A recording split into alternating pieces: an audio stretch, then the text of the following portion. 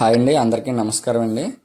మనం గత వీడియోస్లో హౌస్ హోల్డ్ మ్యాపింగ్ అంటే ఏంటి, దానికి ప్రాధాన్యత ఏంటి, ఏ విధంగా హౌస్ హోల్డ్ మ్యాపింగ్లో ఎన్ని రకాల కేసులు ఉంటాయి, అలాగే గత ముందు వీడియోలో అయితే హౌస్ హోల్డ్ మ్యాపింగ్ కొత్తగా వారిని ఏ విధంగా మ్యాప్ చేయాలి అనేది తెలుసుకున్నాం.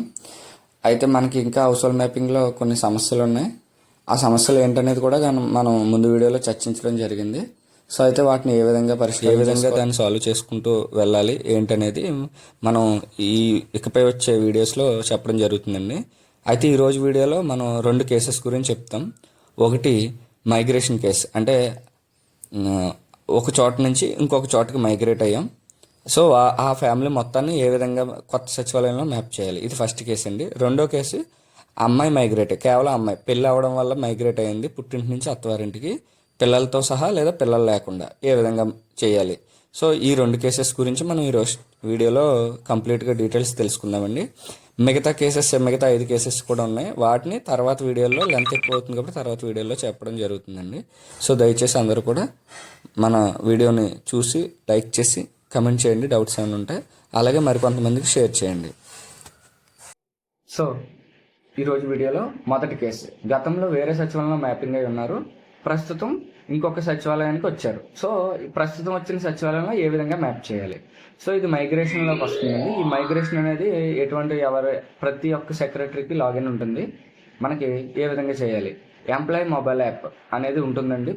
గ్రామ వార్డు సచివాలయంలో ఉన్న ప్రతి కార్యదర్శికి ఈ లాగిన్ ఉంటుంది. ఈ లాగిన్లో వారు లాగిన్ అయిన తర్వాత స్క్రోల్ చేసిన తర్వాత మీకు పక్క స్క్రీన్లో చూడండి, ఫ్యామిలీ మైగ్రేషన్ మాడ్యూల్ అనేది ఉంటుందండి. ఆ ఫ్యామిలీ మైగ్రేషన్ మాడ్యూల్లో ఇప్పుడు ఎవరైతే గతంలో వేరే చోట కంప్లీట్ ఫ్యామిలీ అనేది ఉంది, అంటే సపోజ్ ముగ్గురే ఉన్నారు, ముగ్గురు ఒక చోట మ్యాప్ అయి ఉన్నారు, కానీ ప్రస్తుతం ఉంటున్న చోట మ్యాప్ అయ్యలేరు, వేరే చోట మ్యాప్ అయి ఉన్నారు. సో కంప్లీట్ ఆ యూనిట్ని తీసుకొచ్చి ప్రస్తుతం ఉన్న సచివాలయానికి ఎలా మ్యాప్ చేయాలి అనే కేసు అండి ఇది. ఇందులో ఆ ముగ్గురులో లేదా ఆ నలుగురిలో ఆ ఫ్యామిలీలో మ్యాప్ అయి ఉన్న ఫ్యామిలీలో ఎవరో ఒకరు ఆధార్ నెంబర్ తీసుకుని ఈ ఫ్యామిలీ మైగ్రేషన్ మాడ్యూల్లో ఎంటర్ చేసినట్లయితే అప్పుడు ఆ కింద వారి యొక్క వివరాలు వస్తాయి. ఆ వివరాల కింద ప్రస్తుతం ఏ క్లస్టర్కి మీరు మ్యాప్ అవ్వాలనుకుంటున్నారని క్లస్టర్ నెంబర్ అడుగుతుంది. ఆ క్లస్టర్ అనేది సెలెక్ట్ చేస్తాం. సెలెక్ట్ చేసిన తర్వాత ఆ కింద వివరాలు, డోర్ నెంబర్ అన్నీ క్లిక్ చేసి ఫోన్ నెంబర్ ఉంటే ఫోన్ నెంబర్ అప్డేట్ చేసిన తర్వాత అక్కడ ఉన్న హౌస్ యొక్క ఫోటో క్యాప్చర్ చేసి సబ్మిట్ చేసిన తర్వాత కంప్లీట్గా ఆ ఫ్యామిలీ ఆ పాత సచివాలయం నుంచి పోయి కొత్త సచివాలయంలోకి కంప్లీట్గా మైగ్రేట్ అయిపోయి వచ్చేస్తున్నాము. ఇది మొదటి కేసు అండి. సో రెండవ కేసు ఏంటంటే అమ్మాయికి పెళ్ళి అయింది, అత్తవారింట్లోకి లేదా భర్త కుటుంబం ఎక్కడ ఉందో అక్కడ లేదా భర్త ఎక్కడ ఉన్నారో అక్కడ మ్యాప్ అవ్వాలి. సో ఇక్కడ 2 కేసెస్ అండి. ఒకటి సింగిల్గా ఓన్లీ అమ్మాయిని మాత్రమే మైగ్రేట్ చేయడం, 2 పిల్లలతో సహా మైగ్రేట్ అవ్వడం.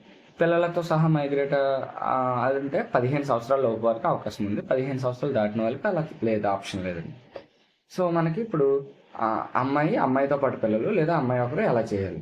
సో దీన్ని ఏ ఆప్షన్ అంటామంటే member migration on marriage grounds, అంటే మ్యారేజ్ అవ్వడం వల్ల కాబట్టి మ్యారేజ్ గ్రౌండ్స్లో మనకు ఆప్షన్ ఇవ్వడం జరిగింది. ఇది డిజిటల్ అసిస్టెంట్ లేదా ఎడ్యుకేషన్ సెక్రటరీ వారి లాగిన్లో ఇవ్వడం జరిగింది. సో వీరు వారి యొక్క ఏపీ సేవా పోర్టల్ లాగిన్ అయిన తర్వాత ఓల్డ్ GSWS పోర్టల్కి రీడైరెక్ట్ అవ్వాలి. సో ఏపీ సేవా పోర్టల్లో అదర్స్ అనే ఆప్షన్ క్లిక్ చేయడం వల్ల పాత పోర్టల్కి రీడైరెక్ట్ అవుతుంది. ఆ పాత పోర్టల్లో GSWS ఇంటర్నల్ సర్వీసెస్ ఉంటాయి కింద, ఆ కింద member migration and marriage grounds అని క్లిక్ చేసి అప్పుడు న్యూ పేజ్ అనేది రీడైరెక్ట్ అవుతుంది. అందులో పెళ్లి కొడుకు యొక్క ఆధార్ క్లిక్ చేసినప్పుడు వారి యొక్క ఫ్యామిలీ సింగిల్గా ఉంటే సింగిల్ లేదా వారి ఫ్యామిలీతో ఉంటే ఫ్యామిలీ వివరాలు వస్తుంది. ఆ కింద మళ్ళీ పెళ్లి కూతురు యొక్క ఆధార్ నెంబర్, అంటే అమ్మాయి యొక్క ఆధార్ నెంబర్ క్లిక్ చేయాలి. సో ఆ అమ్మాయి యొక్క ఫ్యామిలీ చూపిస్తుంది. ఆ కింద క్వశ్చన్ అడుగుతుంది మనల్ని ఏంటంటే మీరు అత్తవారింటికి మైగ్రేట్ అవ్వడానికి మీకు ఇష్టమైన ఎస్ క్లిక్ చేస్తాం. ఎస్ క్లిక్ చేసిన తర్వాత ఆ అమ్మాయి తల్లిదండ్రుల ఫ్యామిలీలో పిల్లలు కూడా ఉన్నట్లయితే కింద ఇంకొక క్వశ్చన్ అడుగుతుంది, చిల్డ్రన్ కూడా మీరు మ్యాప్ చేయాలనుకుంటున్నారా. చిల్డ్రన్స్ ఉన్నప్పుడు మాత్రమే క్వశ్చన్ ఎస్ క్లిక్ చేయాలి లేదా నో క్లిక్ చేయాలండి. పిల్లలు ఉన్నప్పుడు మనం ఎస్ క్లిక్ చేసిన తర్వాత ఆ పిల్లల్ని కూడా సెలెక్ట్ చేయమంటుందండి. వారికి 15 సంవత్సరాల లోపు వయసు ఉండాలి, వారిని కూడా క్లిక్ చేస్తాం. క్లిక్ చేసిన తర్వాత వారి యొక్క నెసెసరీ ఇద్దరి యొక్క బయోమెట్రిక్ అనేది ఎట్ ఎ టైం తీసుకోవాలి. తీసుకున్న తర్వాత మనం ఫైనల్ అప్రూవల్ సబ్మిట్ చేయాలి అప్లికేషన్. అప్పుడు ఒక అప్లికేషన్ ఐడి జనరేట్ అవుతుంది. సో అది తర్వాత పంచాయతీ PS లేదా అడ్మిన్ సెక్రటరీ వారి లాగిన్లో ఫార్వర్డ్ చేయాలి కమిషనర్ లాగిన్కి. సో తర్వాత MPDO లేదా కమిషనర్ లాగిన్లో ఫైనల్ అప్రూవ్ అయిన తర్వాత 2 లేదా 3 రోజుల్లో అది హౌస్ హోల్డ్స్ అనేది మార్పులు చేర్పులు అనేది సక్సెస్ఫుల్గా కంప్లీట్ అవుతుందండి. ఇది member migration and marriage grounds without children and with children. ఇదండి ఈరోజు వీడియో. సో దయచేసి మీకు ఈ వీడియో కనుక నచ్చినట్లయితే కనుక లైక్ చేయండి, కమెంట్ చేయండి, షేర్ చేయండి. అలాగే ఛానల్ సబ్స్క్రైబ్ చేసుకోవడం మర్చిపోకండి. సో మీకు తర్వాత వీడియోలో మిగతా కేసెస్ గురించి కూడా ఎక్స్ప్లెయిన్ చేయడం జరుగుతుందండి. దయచేసి ఛానల్ సబ్స్క్రైబ్ చేసుకుని నోటిఫికేషన్ సింబల్ ఆన్ చేసినట్లయితే కనుక మీకు మా వీడియో పెట్టిన వెంటనే మీకు నోటిఫికేషన్ వస్తుంది. సో వెంటనే చూసేసి మీ యొక్క సమస్యను పరిష్కరించే దిశగా మీరు వెళ్ళొచ్చండి. థ్యాంక్ యూ సో మచ్ అండి అందరికి కూడా.